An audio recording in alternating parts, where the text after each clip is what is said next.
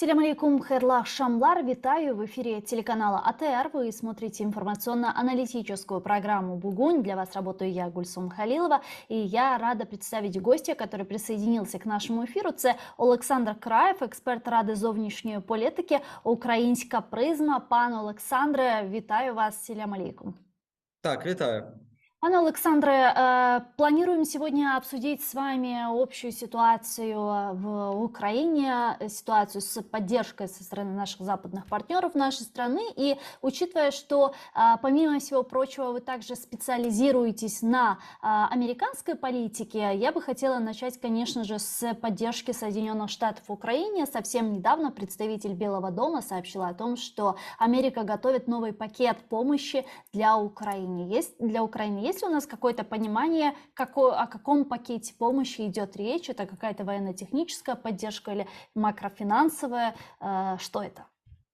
На самом деле, как раз этот пакет может быть нам чрезвычайно интересен, чрезвычайно полезен, потому что буквально после этого объявления, через несколько часов, в прессу начались просачиваться определенные новости о том, что США все-таки согласовали передачу для Украины систем Patriot, тех самых систем противовоздушной обороны, которые Украине крайне необходимы на данном этапе войны. И на самом деле речь может идти, по словам этого источника, вплоть до нескольких батарей. А нужно понимать, что батарея Patriot — это, если мне не изменяет память, до 8 единиц конкретно боевой техники, каждая из которых специализируется на разных типах воздушных угроз, начиная от дронов и заканчивая баллистическими ракетами. Поэтому на самом деле я бы рассматривал две эти новости в комплексе. Возможно, это мое такое позитивное мышление, но, скорее всего, именно в этом новом пакете помощи, именно в этом новом акте поддержки со стороны США мы можем ожидать в первую очередь как раз комплексов Patriot. Но из-за того, что это новый тип вооружения, конечно же, мы только в последний момент или уже постфактум узнаем, сколько их было поставлено, какого именно качества, куда именно и когда они будут развернуты. Потому что, как мы видели с предыдущими образцами вооружения, и с гаубицами М777, и с хаймарсами, и с атакамсами, каждую поставку нового типа вооружения американцы хотят проводить с минимальным информационным шумом. Мгм. Поэтому пока что это только на уровне догадок, но все-таки появление этих двух новостей приблизительно в одно время, в одном информационном поле, вселяет определенные надежды. Американские СМИ, ссылаясь на свои источники в Белом доме и в Пентагоне, сообщили о том, что учение украинских военных в вопросе применения этого вооружения будет проходить в Германии. Можем ли мы верить источникам американских СМИ? В принципе, можем, потому что, во-первых, почему Германия? Потому что все-таки это Европа. В Германию как раз только недавно поступила новая партия патриотов, как мы помним, так как она часть своих готовится отдать Польше. Кроме того, очень важно, что Германия уже давно хочет показать свою вовлеченность, но из-за того, что некоторые политики, в том числе, кстати, федеральный канцлер, они до сих пор довольно, скажем так, аккуратны в поддержке Украины, эта помощь пока что была более чем скромной, поэтому для Германии с этой стороны это также очень позитивный кейс, который они смогут использовать, показывая, что они также действуют вместе с НАТО в фарватере помощи Украины. А в-третьих, почему это также может быть Германия? Потому что это Европа, это более приближенные к Украине условия, и плюс инфраструктурно намного проще большую группу украинских военных доставить, обучить в Германии, потом отправить назад в Украину, чем все это делать с перелетом через океан. Поэтому Мгм. да, действительно очень вероятно, что это будет происходить в Германии. Продолжая тему поддержки Соединенных Штатов Украине, сегодня правильно ли понимаю, что есть полный консенсус среди демократов и республиканцев, или же все-таки нет? К счастью, да, у нас есть абсолютный консенсус двух партий, но тут нужно сказать, что, конечно, есть определенные конгрессмены и сенаторы, которые не поддерживают тот уровень помощи, который нам предоставляют. Но это не зависит от партийных линий. Это, если позволите, зависит от адекватности того или иного политика. То есть, условно, кто выступает против Украины? Против Украины выступает, например, Марджори Тейлор Грин, заядлая трампистка, которая верит в том, что демократы взяли власть, потому что они там педофилы-сатанисты, которые где-то в Вашингтоне проводили свои ритуалы. С другой стороны, против нас выступают также социалисты, то есть это крайне левые демократы, которые говорят о том, что Америка в принципе не должна заниматься внешней политикой, потому что внешняя политика – это самое плохое выявление капитализма. Ну, то есть вы понимаете, кто нам противостоит, условно говоря. И это не зависит от того, это республиканцы или демократы. И в той партии есть не совсем адекватные политики, которые вот так вот смотрят на эту ситуацию. Но, во-первых, они не могут сформировать единого фронта, потому что они друг друга не переваривают. Во-вторых, их количество совершенно минимально. То есть, если мы говорим про республиканцев, это буквально 10-15 политиков. Если мы говорим про демократов, это не более 30 конгрессменов. Поэтому даже если они смогут объединить силы, это не будет решающим перевесом в сторону изменения политики в отношении Украины. А в-третьих, они все-таки после промежуточных выборов стали понимать, что поддержка Украины, предоставление оружия, предоставление макрофинансовой поддержки, они популярны, их поддерживает население. Они увидели, что эти идеи это как раз то, что соответствует национальным интересам США. И поэтому они стали мимикрировать, они стали адаптироваться под новые условия, чтобы оставаться в повестке дня. И поэтому я уже не вижу, скажем так, для них шанса каким-то образом сменить риторику США по поводу Украины. Мгм. А что касается сына Дональда Трампа, который там собирал подписи, там выступал по поводу прекращения финансовой помощи Украине? Ну, во-первых, тут надо сказать, что Дональд Трамп-младший, он, в принципе, не политический игрок. Он пока что себя никоим образом не зарекомендовал на политической арене, хотя он активно ведет социальные сети, он активно выступает, он появляется на шоу, но не более того. То есть он действительно во многом просто информационный рупор для своего отца. Несколько последних месяцев он действительно стал уже продвигать свою собственную повестку дня, он стал себя показывать как более независимого медиа-персонажа, но он не может зайти дальше медиа-контента. То есть да, он сказал целую тираду по поводу того, почему ни одного доллара больше не должно попадать в Украину. Он очень много выступал по поводу того, какой у нас коррумпированный режим, как мы помогали Хантеру Байдену и как мы отмывали американские деньги. Но на самом деле это не возымело никакого ни социального эффекта и никакого политического эффекта. Поэтому пусть себе выступает. Есть определенный небольшой процент американцев, которым хочется это слышать. Ну, пусть говорят. Мгм. Но так или иначе это никак не повлияет на поддержку Украине. Я просто вот что хотела спросить по поводу информационной войны, по поводу информационных различных тезисов и нарративов, которые задвигает Россия, используя свои там армию, да, ботов, скажем так, телеграм-каналы разные и так далее в странах Европейского Союза, в других странах цивилизованного и свободного мира. А вот что касается Соединенных Штатов Америки, видите ли вы там на ведущих средствах массовой информации, на телеканалах и так далее какие-то российские нарративы? Пытается ли туда внедриться, в это информационное пространство Америки, российская пропаганда? На самом деле пытается и очень активно. Это было особенно заметно на фоне промежуточных выборов в Конгресс, которые проходили в этом ноябре. Это отдельно упоминалось в отчетах Федеральной бюро разведки, расследований точнее. И, кстати, в Центральном разведывательном управлении также об этом говорили, почему я, собственно, говорился. Они четко видели попытки российских ботов влиять на настроение в стране, на настроение избирателей. И конкретно в день голосования было замечено несколько попыток разжечь социальный конфликт, несколько попыток вызвать массовые народные выступления и уличные протесты.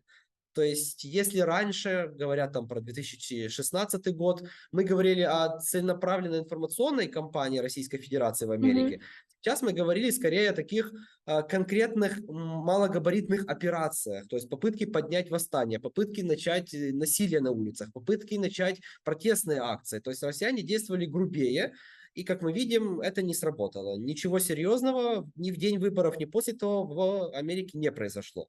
К несчастью, среди американских медиаперсон есть до сих пор некоторые, которые, не скажу напрямую, работают на Россию, но продвигают абсолютно пророссийские месседжи и пророссийскую риторику ведут.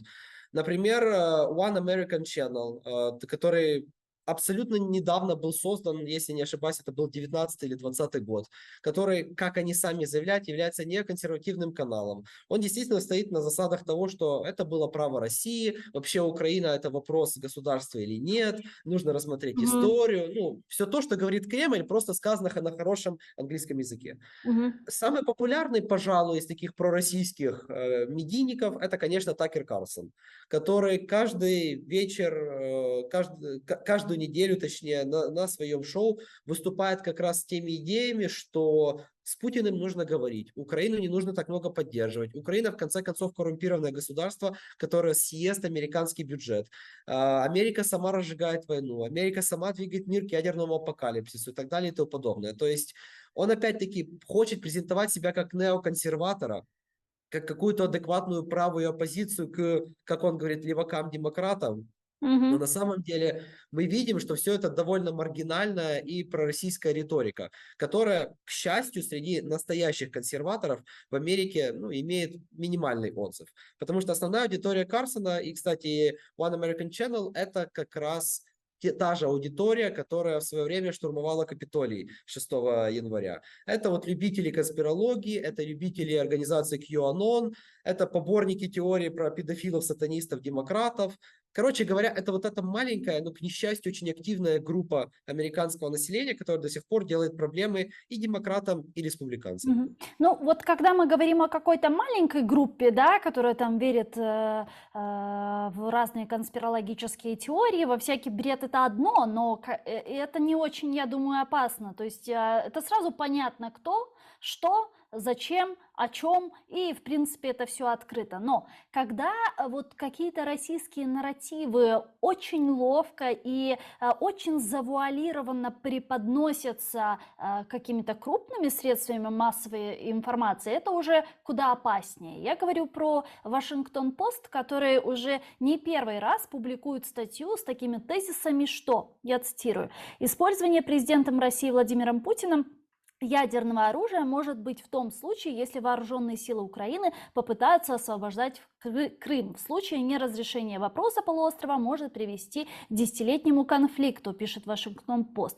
Также они в своей статье считают, что отказ любой страны отступить грозит превратить войну в десятилетие конфликта, как в секторе Газа или в Нагорном Карабахе. Я просто, вот знаете, что-то подобное слышала на российских средствах массовой информации, на российских пропагандистских телешоу, когда вот эта уловка пропаганды, да, тебе предлагают два варианта, и тебя заставляют выбирать между двух зол. Либо ты отказываешься там от какой-то своей территории, либо вот ядерная война. Либо уничтожается Украина, либо Третья мировая война, ядерная война, и вообще умирают все. И вот и понятно, что люди, которые это слушают, да, они автоматически, даже не разбираясь в этом, они выберут меньшее зло. Ну, так работает пропаганда. Но на самом деле мы понимаем, что когда нам предлагают выбирать между двух зол, лучше не выбирать ничего, и всегда должен быть третий вариант. И тут в Вашингтон-Пост я вот просто вижу этот нарратив. Как это работает? Чего добивается Вашингтон-Пост? Что это означает? Видите ли вы, как я, в этом определенные опасения? На самом деле опасения есть, но я бы искал их немножко глубже, чем конкретно, скажем, редакция Washington Post.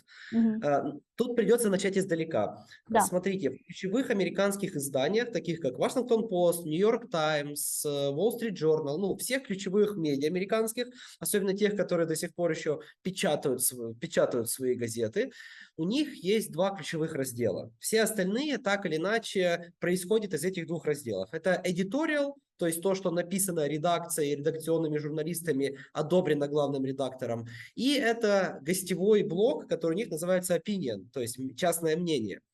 И все остальные колонки, все остальные подгруппы, спорт, хобби, медиа, праздники, политика, все так или иначе, они входят или в группу opinion, то есть написанные со стороны и присланные в редакцию, или же editorial, написанные самой редакцией.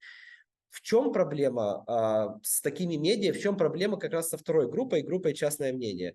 Да. Потому что самая большая сила демократии, свобода слова, к несчастью, она в тот же момент и самая большая слабость демократии.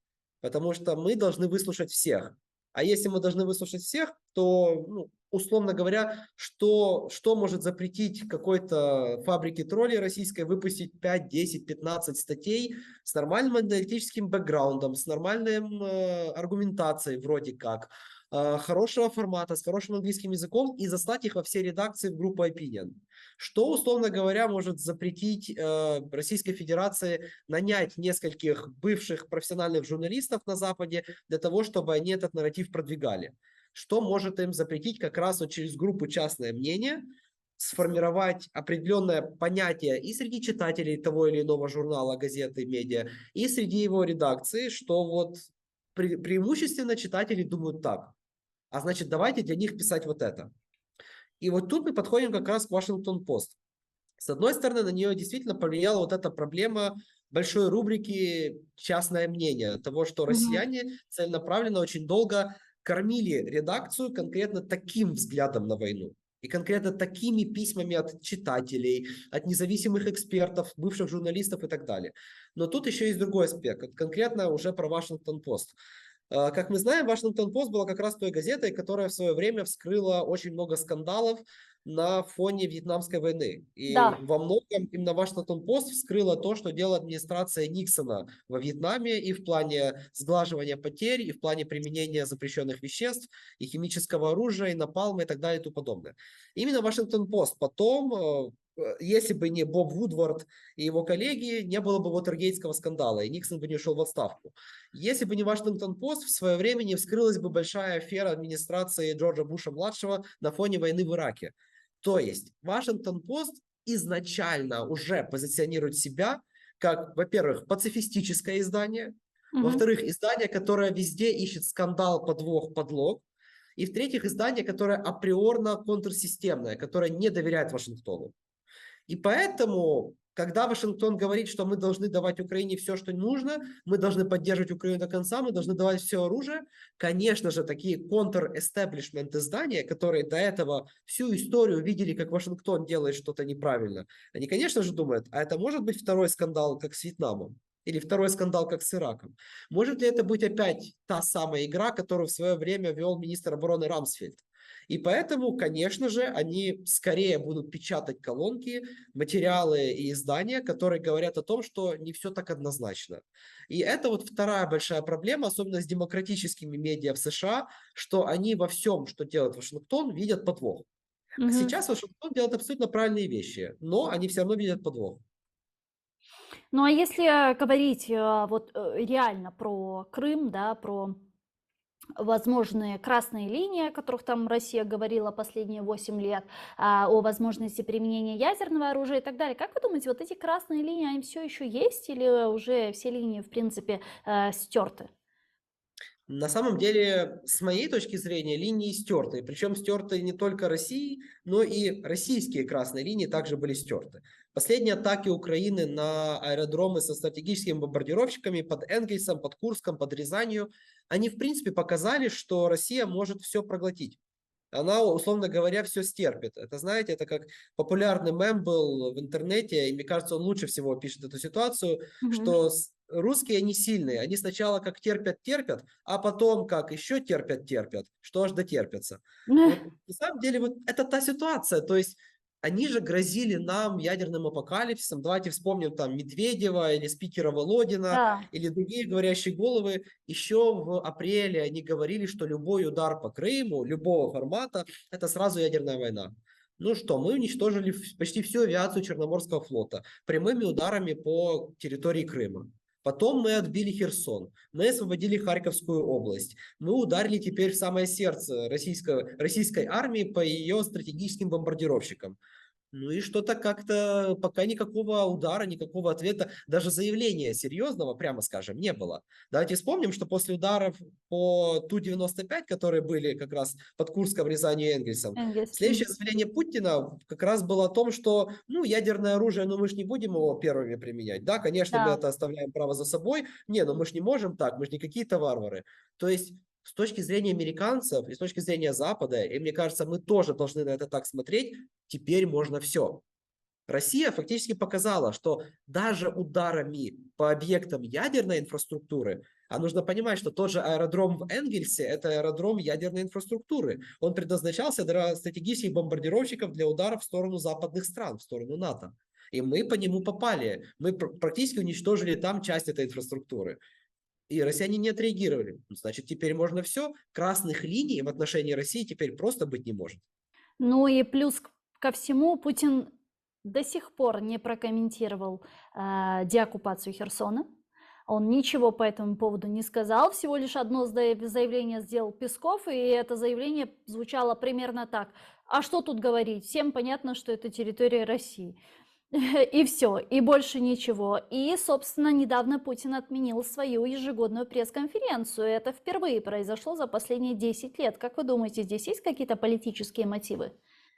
Политические, конечно же, есть, но мне кажется, Путин и его окружение уже на том уровне восприятия реальности, когда ключевой здесь мотив – это то, что, ну, как они его там называют, что красное солнышко великого лидера не можно подставлять под такой удар. Мгм. Собственно, давайте вспомним, как они поступили с G20, ну, точнее, с G19 уже. Они увидели, что Лаврова там просто публично унизили и дипломатически уничтожили. С ним не подписали ни одного документа, не провели ни одного раунда закрытых переговоров, не устроили фотосессию, он не остался даже на финальный ужин, он уехал буквально через 1 или 2 дня. И понятное дело, что под такое самое дипломатическое уничтожение не можно подставлять президента, потому что в диктаторских режимах, в автократических режимах лидер непогрешим. Лидер не может совершить ошибки. Лидер не может быть осмеян и не может быть унижен.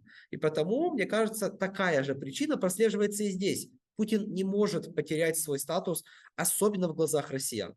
То есть я не верю там, в русский бунт, я не верю в русскую революцию. Но Мгм. диктаторские режимы так работают. Они не могут показать слабость своего лидера. Они могут проиграть, они могут потерпеть поражение, может случиться все, что угодно. Но лидер должен быть непогрешим. Мгм.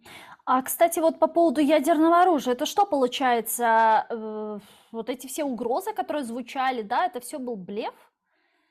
Получается, да. Получается, действительно, те, возможно, истории, возможно, мифы о том, что российское ядерное оружие не готово, о том, что все-таки российская система ядерного сдерживания – это скорее информационное оружие, нежели действительная угроза ядерная. Оказывается, они все были правдивы. То есть, почему я так утверждаю? Если мы возьмем ядерную доктрину Российской Федерации, там Мгм. четко сказано, когда Россия оставляет за собой право применения превентивного ядерного удара, когда поставлено под угрозу само существование России как государства, или когда поставлены под угрозу как раз ее ядерные силы, ее стратегическое оружие или ее вооруженные силы, ну, до крайней степени.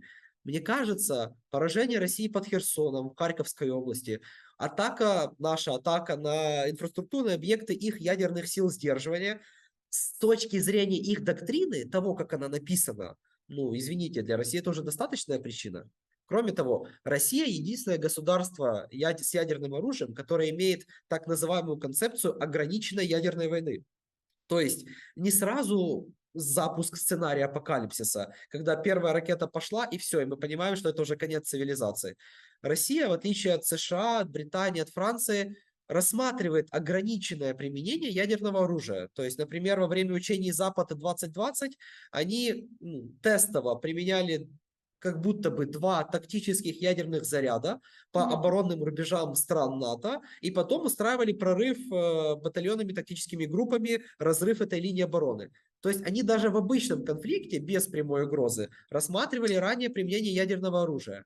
И даже сейчас они про это не вспоминают. То есть, да, российское ядерное оружие это было информационное оружие, по сути. Мгм. А скажите, а вот среди американского истеблишмента, вот возвращаясь к статье Вашингтон-Пост, так же, как у нас, есть понимание, что это был блеф, или все еще сохраняются опасения относительно того, что вот в случае какого-то там дворцового переворота, там фрагментации России и так далее, придет период смуты, не будет понятно, у кого в руках окажется ядерное оружие, и кто может нажать на эту кнопку судного дня. Вот с такой отсылкой на Джорджа Буша Старшего, да, если не ошибаюсь, который Да-да-да. приезжал в Киев. Вот это его известная речь, которую назвали американские журналисты котлетой по-киевской, где он там говорил Мгм. про суицидальный национализм и уговаривал украинцев не отделяться от совка. И вот примерно то же самое сейчас вы наблюдаете среди представителей американского истеблишмента или же нет? К несчастью, да, есть вот это настроение котлеты по-киевски, оно до сих пор присутствует. И когда мы общаемся даже с американскими коллегами, когда мы читаем, что они пишут, уже нету страха перед тем, что Россия нынешняя применит ядерное оружие. Есть скорее страх, что много маленьких Россий будущего могут это сделать. И Мгм. поэтому они пытаются сохранить как можно более стабильную систему международных отношений. В то же время это не означает, что они хотят, чтобы Россия победила. Они не хотят, чтобы Россия была сильной. Они хотят задавить Россию. Они хотят остановить российскую агрессию. Но они исповедуют два ключевых принципа, которые удерживают их от любых, скажем, радикальных шагов. Первый принцип. Они не хотят, чтобы Россия ослабла настолько, чтобы она стала сырьевым придатком Китая. Потому что они понимают, что дальнейшее развитие международных отношений – это, по сути, холодная война Пекина и Вашингтона. И Мгм. так или иначе им нужно будет противостоять Китаю напрямую, в других странах, через другие режимы, экономически, идеологически. Они понимают, что противостояние с Китаем уже началось. И они не хотят Китаю отдавать вот такого мощного вассала, который буквально будет полностью зависеть от Пекина и не сможет никуда от этого деться. Но с другой стороны, они понимают, что если они недостаточно будут давить на Россию, им придется бороться и с Китаем, и с Россией одновременно. И они пытаются найти вот такой усредненный сценарий, когда Россия проигрывает, Мгм. Россия теряет статус, ну хотя бы даже потенциально сильного государства, Россия теряет возможность восстановить свою армию достаточно быстро, Россия экономически откатывается в начало 90-х, но при этом она становится неинтересна Китаю, и она становится не нужна Китаю. Мгм. И вот мы сейчас видим, что они работают в этом направлении. И пока что, если мы говорим про ядерное оружие, они, опять-таки повторюсь, они не видят того, что Путин его использует, но они боятся, что оно может стать частью игры, если Россия вдруг начнет распадаться. Мгм. Кстати, вот по поводу взаимоотношений США и Китая. Администрация президента США Джо Байдена планирует внести, поправьте меня, если я правильно скажу, Yangtze Memory Technologies и более 30 других китайских компаний в торговый черный список, что не позволит им покупать определенные американские технологические компоненты, углубляя напряженность между двумя экономическими сверхдержавами мира. Об этом сообщает Bloomberg, ссылаясь на свои источники. А как вы думаете, напряжение взаимоотношений между Вашингтоном и Пекином может подтолкнуть Пекин на поддержку России в войне против Украины? Сложный вопрос, если честно. Пока что мы видели, что скорее напряженность между Россией и Пекином заставляет Пекин шантажировать Запад такой поддержкой. То есть Россия давала Китаю очень большие запросы. Это были запросы на комплектующие, на, на всевозможные сырьевые ресурсы, на товары двойного предназначения. Были запросы на дроны, были запросы на новейшие китайские ракеты ближнего радиуса действия. Взамен Россия получила небольшие пакеты ресурсной помощи. И все. Россия планировала с Китаем развивать энергетическое сотрудничество. Потеряв европейский рынок, Китай, который до этого владел 22% российского нефтяного рынка, оставался для России самым выгодным партнером. Китай, наоборот, разорвал с Россией любые договоренности по созданию общих терминалов, общей инфраструктуры и созданию общих фирм, которые будут заниматься, например, сжиженным газом. То есть на самом деле Китай понимает, что это не его стратегия. Стратегия Китая – это все-таки экономическая доминация. Это создание условий, когда Китай становится незаменим для западных стран. И когда выбор в плане поддержки США или Китая становится не только идеологическим, а становится скорее экономическим. То есть мы видим, как Китай разыграл эту карту в Африке. В Африке на данный момент только одна страна признает независимость Тайваня. И это Эль-Сватини, та, которая Мгм. бывший Свазиленд. И это единственная страна, которая не получила ни одного цента китайских денег за все это время. Все остальные страны не признают Тайвань, признают концепцию единого Китая. Мгм. Посмотрим на Европу. В Европе в первую очередь Тайвань признала и стала поддерживать Литва. Та самая Литва, которая изгнала из своей страны Huawei, которая не имеет китайских компаний, не имеет ни одного центра Конфуция. В то же время Венгрия, которая признает один Китай, которая работает с китайцами, Huawei установил всю государственную связь с Венгрией. То есть, по сути, если очень упростить, Huawei может прослушивать министров, депутатов, чиновников, их советников, полицию, скорую помощь, пожарную станцию. Все в Венгрии слушается Китаем. То есть Мгм. Китай не работает методами 19 века. Такие варварские атаки, которые совершает Россия, это не то, как Китай хочет управлять. У Китая иная модель. И поэтому усложнение отношений с США напрямую не подтолкнут Китай к поддержке России. Но Китай понимает, что он может шантажировать такой поддержкой Запад для того, чтобы Запад предлагал ему что-то взамен. То есть мы видели, что взамен отказа от поддержки России Китаю предлагали торговые переговоры, предлагали новые технологии, предлагали ресурсные переговоры. Поэтому Китай понимает, что Россия для него – это переговорная позиция. Это возможность выбить себе больше бонусов.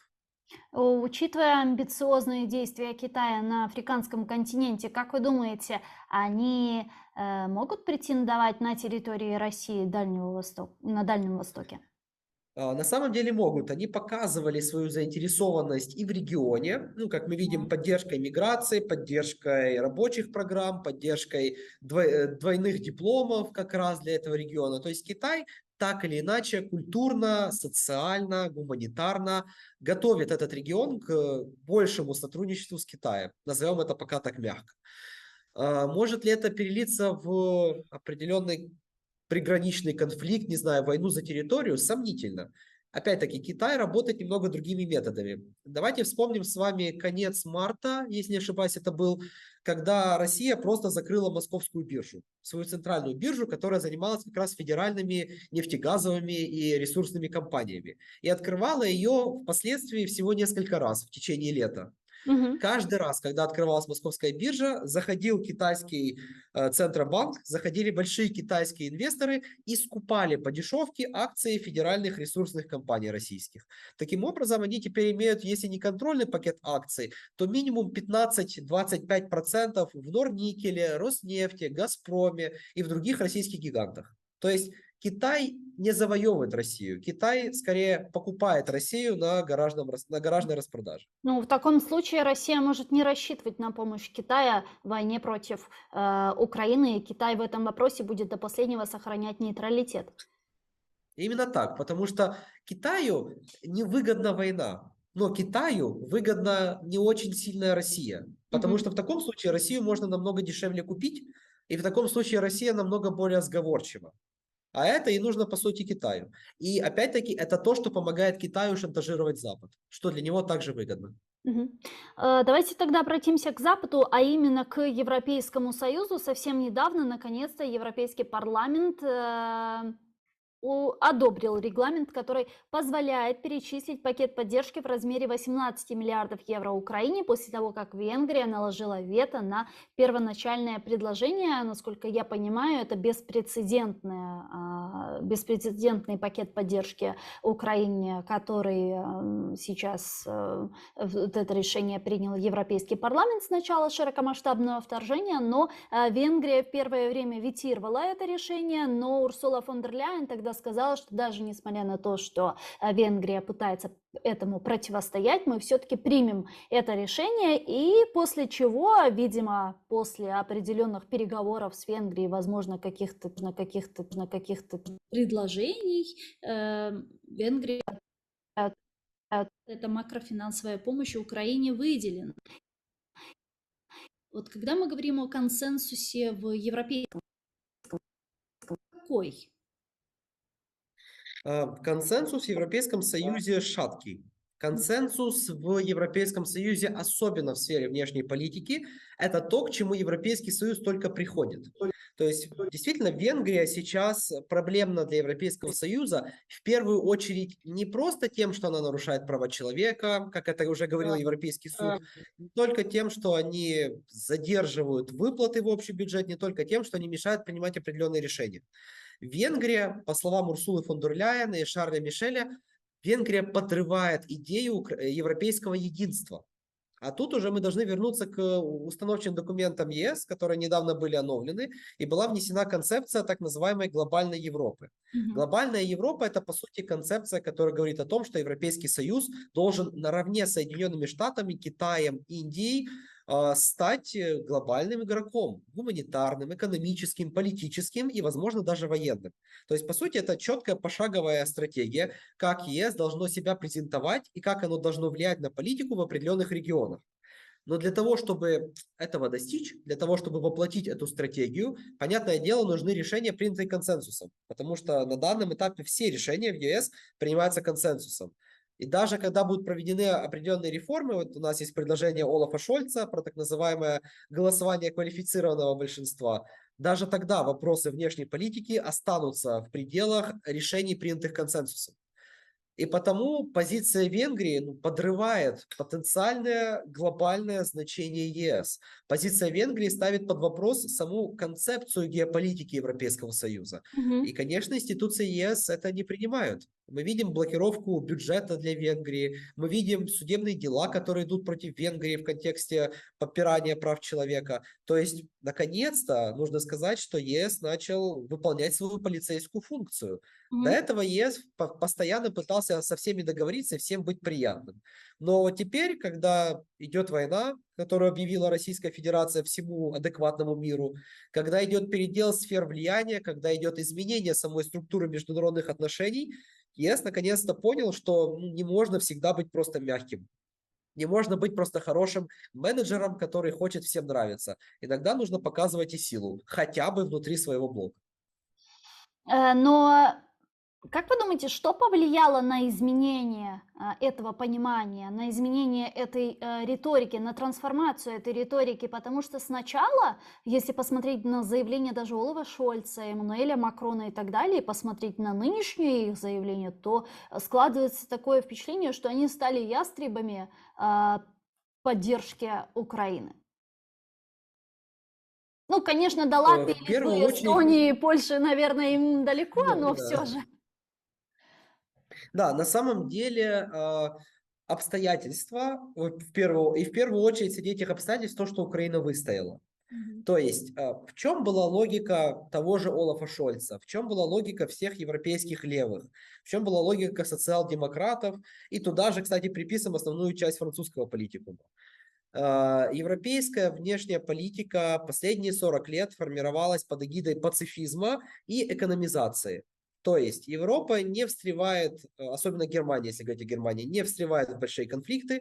Если встревает, то основную роль там должны исполнять американцы, а Европа, если надо, поможет. И Европа все делает во внешней политике для того, чтобы во внутренней политике было лучше с экономикой. Условно говоря, это сформировало в той же Германии, например, вот эту культуру, когда общество не интересуется политикой, пока зарплаты продолжают расти, а платежки продолжают уменьшаться. Потому что Мгм. зачем? Собственно, это воспитало целое поколение пассивных политиков, это воспитало целое поколение политиков, которые не готовы заниматься кризисным менеджментом. И по сути мы как раз столкнулись с этим, когда говорим о реакции Олафа Шольца, когда говорим о реакции Макрона на первых этапах. То есть это была абсолютно такая пассивность, смешанная, я бы сказал, с нерешительностью и с попыткой починить действительно сломанные международные отношения методами, которые работали еще в начале 2000-х.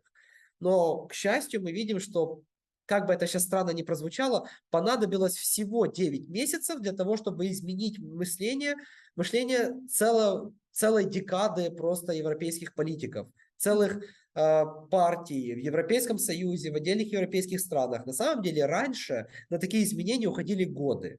И требовались целые десятилетия иных политиков, иных партий, иных лидеров для того, чтобы европейские страны приходили к таким изменениям. Поэтому, если коротко отвечая на ваш вопрос, что изменило Олафа Шольца, европейскую политику в целом, что изменило Макрона, Украина изменила европейскую политику.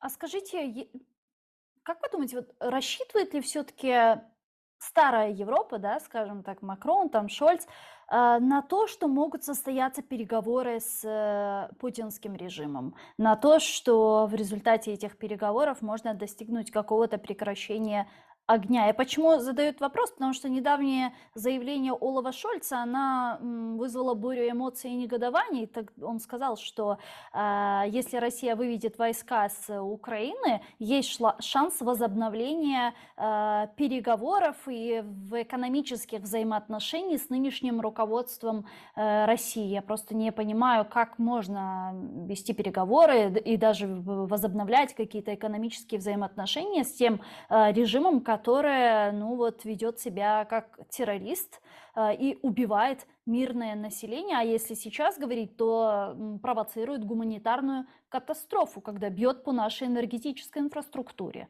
даже после того, как она выведет войска. Да. Как по мне, основным и ключевым для европейцев остается все-таки фактор ядерного оружия. То есть в тот момент, когда британцы, американцы, балты, поляки, кстати, и чехи тоже, когда они четко понимают, что Путин этого не сделает, когда они четко понимают, что для России это только блеф, когда они точно понимают, что Россия не готова к глобальному конфликту, а Путин, условно говоря, не готов умирать, французы, немцы, испанцы, итальянцы, португальцы, они до сих пор находятся в этой определенной иллюзии, что Россия это до сих пор гигантское военное государство, которое при любом накале страстей, при любой эскалации с их стороны будет применять по их столицам ядерное оружие. И на самом деле с этим очень сложно бороться. Например, хороший показатель того, насколько там все плохо, был, когда, помните, Байден попросил, условно говоря, Зеленского не списывать переговоры как инструмент. Ага. Это не была просьба начать переговоры прямо сейчас. Это не была просьба сохранить лицо Путину. Это просто была просьба, давайте немножко помягче риторику. Потому что тогда Зеленский за неделю до этого заявил, что Украина в принципе не будет вести переговоры с Владимиром Путиным, ни при каких обстоятельствах. Для европейцев это прозвучало, переговоров никогда не будет, и эта война закончится ядерной зимой. Потому что многие европейские политики живут вот в этой парадигме, что отсутствие переговоров, отсутствие дипломатического решения какого бы то ни было конфликта, это автоматически принятие обоими сторонами конфликта того факта, что это закончится ядеркой. В какой-то момент мы просто устанем от обычного противостояния и будет ядерная война. И это действительно европейцев напугало. И, к несчастью, это показатель того, что в отличие от Британии, Америки, Центральной Европы, Западная Европа, Старая Европа до сих пор находится вот в этом восприятии того, что с Россией нужно считаться, потому что ядерное оружие. И отсюда риторика, что, возможно, когда-то нам нужно будет говорить с режимом Путина. Мы же не можем сказать, что мы хотим его свергнуть. Значит, если мы не хотим его свергнуть, мы не должны говорить о том, что мы будем вести переговоры со следующим лидером. А вдруг Путин обидится и применит ядерное оружие? То есть, к несчастью, эта логика все еще так или иначе себя проявляет. А как вы думаете, как тогда нужно разговаривать с европейскими партнерами и их переубеждать в этом? Есть несколько аспектов. Во-первых, нам нужно четко показывать, вот как мы с вами сегодня разобрали, почему не работает ядерная доктрина России. Нам нужно то же самое четко показывать нашим европейским партнерам. Я точно знаю, что на уровне экспертной дипломатии, на уровне классической дипломатии, на уровне медиа это уже делается. И так или иначе, эта идея начинает попадать как раз в политический истеблишмент. То есть мы четко показываем, что смотрите, их доктрина говорит об этом. Их лидеры говорили об этом. Они должны были применить ядерку уже раз 20, но не случилось ничего. О чем это нам говорит? Правильно, о том, что красные линии стерты, и мы должны целиться на победу. Что мы не можем уже работать с этой Россией так, как мы работали с Россией, скажем, даже в январе 2022 года, когда были переговоры Россия-НАТО и Россия-США. Мы не можем уже с Россией общаться так, как мы с ней общались в декабре прошлого года, когда, напомню, была от Соединенных Штатов фраза, что стингеры и джавелины не должны попасть в Украину. Это же будет неконтролируемая эскалация. А что, если стингер собьет российский самолет? Это же Америка атаковала Россию, получается. То есть мы меньше, чем за год прошли эволюцию от «давайте не будем давать Украине стингеры» до того, что в Украину едут патриоты, самая современная система ППО. Поэтому на самом деле, как мы это делали раньше, так мы должны это продолжать делать. Четко, попунктово объяснять, почему Россию не нужно воспринимать как то, как воспринимает его Западная Европа. И, пан Александр, еще один очень важный вопрос, среди которых я планировала с вами поговорить, это Турция. Вот на днях президент Турции Реджеп Таyyip Эрдоган заявил, что продолжает переговоры с Киевом и с Москвой и готов быть посредником для прекращения огня, впоследствии для длительного мира. Об этом сказал сам Реджеп Таyyip Эрдоган в рамках трехстороннего саммита с участием президентов Азербайджана и Туркменистана. Цитирую: «Мы увидели, что если дипломатии предоставлена возможность договоренности о зерне и обмене пленными, то путь к миру может быть открыт. Мы продолжаем наши переговоры с господином Путиным и господином Зеленским в этом направлении. Мы надеемся установить прекращение огня, а затем и длительный мир в нашем регионе». Конец цитаты. Как вы понимаете видение, скажем так, политического режима Турции в вопросе мира, длительного мира? Что Турция подразумевает под понятием длительный мир и прекращение огня? Просто для нас это понятно. Длительный мир и прекращение огня – это выход Украины на границе 91 года, когда мы деоккупируем все свои территории, и это станет для нас миром, это станет для нас актом для прекращения, поводом для прекращения огня, потому что все наши люди, все наши земли, они освобождены от оккупантов. Что имеет в виду, по-вашему, Турция? У них такое же видение, как у нас? Если честно, не уверен. Только недавно мы обрели уверенность в том, что у наших натовских союзников и натовских партнеров такое же видение, как у нас. Если говорить конкретно про Турцию, то, боюсь, нам еще долго предстоит с ними общаться и работать для того, чтобы их видение было одинаковое с нашим. Понимаете, Турции сейчас не столь важен результат конкретных переговоров и не столь важен вот сиюминутный какой-то документ, который Киев и Москва готовы подписать. Эрдоган в данный момент буквально-таки инструментально использует свою незаменимость.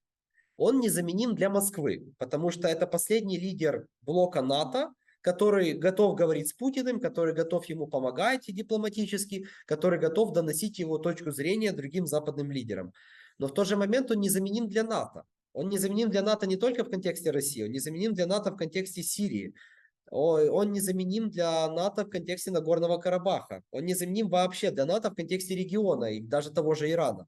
И Эрдоган понимает, что, будучи очень таким условным медиатором в этом конфликте, постоянно предлагая новые концепции, документы, договоры, что угодно другое, с чем можно работать, он подтверждает свой статус, ну, условно говоря, лидера в регионе. Потому что какая задача в международных отношениях лидера того или иного региона, той или иной системы? Его задача решать конфликты. Его задача останавливать конфликты. Его задача быть медиатором. И по сути это то, что делает Эрдоган. Поэтому ему не столько интересно, что вот прямо сейчас соберутся Зеленский и Путин и подпишут прекращение огня. Он хочет стать единственным, кто сможет это прекращение огня, а впоследствии мирный договор предоставить. Он хочет стать в такое положение, когда он, как сейчас, закупает F-16 у США, но при этом продолжает у России заказывать сменные F4. запасные части для С-400, который является центром его противовоздушной обороны. Он хочет, чтобы США и Британия и дальше позволяли ему спокойно работать против Курдистана и против рабочей партии Курдистана. И в тот же момент он хочет, чтобы ни Россия, ни США не мешали ему в Северной Сирии. И опять-таки он хочет держать контрольный пакет акций в голосованиях НАТО, как он это сделал со Швецией и Финляндией, и хочет контролировать газовые поставки России в Европу. Не будем забывать, именно Эрдоган предложил Путину создать газовый хаб в Турции, последняя возможность для Путина торговать газом с Европой. А потом этот же Эрдоган сказал, что мы будем торговать только если нам будет скидка 25% на этот год и 25% на следующий год. То есть Эрдоган, по сути, пытается стать кукловодом всей этой ситуации. Он пытается сыграть в геополитику в региональном масштабе. Но при этом мы же понимаем, что стратегические поражения России в этой войне это означает укрепление Турции во всем тюркском мире, который продолжает оставаться сателлитами России. Да? Если мы говорим о странах тюркского мира, которые представляют из себя страны СНГ, они являются сегодня сателлитами России. И они после распада Совка не эмансипированы от России. Как в экономическом, так и политико-дипломатическом плане. Это отчетно видно на различных голосованиях по резолюциям касательно Крыма, касательно Донбасса, касательно войны в Украине. Турция единственная страна из всего тюркского мира, которая голосует в пользу Украины. Остальные представители тюркских держав не голосуют, это в лучшем случае, а в худшем голосуют на стороне России. И Турция, которая претендует стать авангардом всего тюркского мира, да, они создают организацию тюркских держав, встречаются, переговариваются, общаются. Стратегически для нее было бы выгодным поражение России и потеря, собственно, влияния на эти страны. Действительно так и есть. Действительно, этот пантюркизм, который развивает Эрдоган, который развивает Турция, действительно, ему очень важно, чтобы Россия ослабла. Но опять-таки, мне кажется, Эрдоган исходит с той позиции, что слишком слабая Россия – это слишком сильные США, а слишком сильные США не дадут Турции развивать свою собственную геополитическую стратегию. Опять-таки, слишком быстро ослабевающая Россия – это слишком большие проблемы на Кавказе и на границах. А в тот момент, когда у Турции до сих пор есть вопрос с Сирией и с Курдистаном, разбираться еще и с Кавказом, ну, просто не с руки.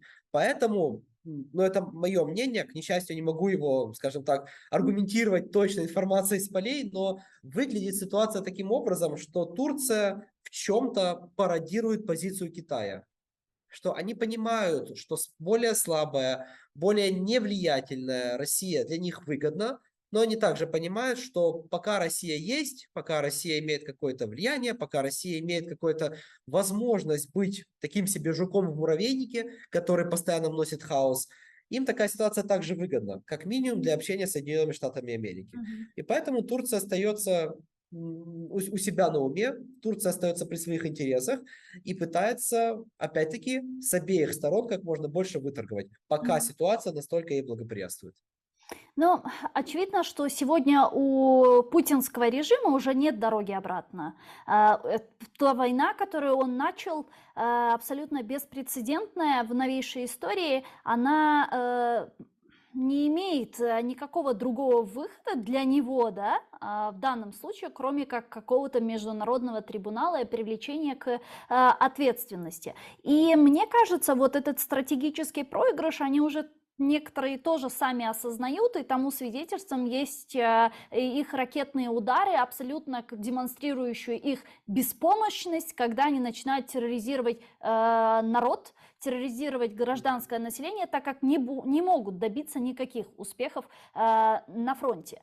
И в связи с этим многие говорят о том, что фрагментация России и распад России, он неизбежен. Вы также считаете? Как вы видите будущее?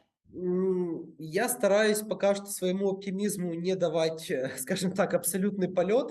На самом деле, конечно, распад России или как минимум, назовем это, изменение современного государственного устроя и современной итерации Российской империи – это лучший сценарий, который я вижу.